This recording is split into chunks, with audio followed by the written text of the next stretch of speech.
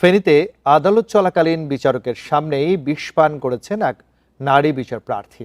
পরে অসুস্থ অবস্থায় তাকে উদ্ধার করে হাসপাতালে ভর্তি করা হয়। ঘটনাটি ঘিরে আদালত পাড়ায় চাঞ্চল্যের সৃষ্টি হয়েছে।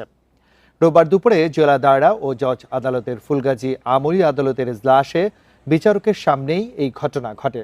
বাদীর আইনজীবী জসিমউদ্দিন জানান, বিচার প্রার্থী তাহমিনা আক্তার মোহনা ভালোবেসে 2025 সালে বিয়ে করেন 4 সন্তানের পিতা ফুলগাজীর আকবর হোসেনকে। বিয়ের পর বনিবনা না হওয়ায় চলতি বছরের 29 জানুয়ারি স্বামীর বিরুদ্ধে মামলা করেন তিনি। রোববার মামলার শুনানিতে বাদী বিবাদী আদালতে উপস্থিত ছিলেন। এই সময় বিচার চলাকালে ক্ষোভ ও হতাশা থেকে হঠাৎ বিষ পান করেন তাহমিনা। পরে আদালতে থাকা লোকজন দ্রুত তাকে উদ্ধার করে হাসপাতালে ভর্তি করেন।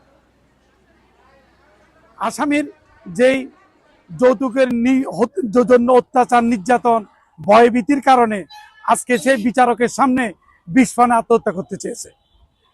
বিষয়টা শুধু একদিনই হয় নাই, সেই প্রতিনিয়ত বিচার আদালতে বিচারের জন্য ধারে ধারে ঘুরছে।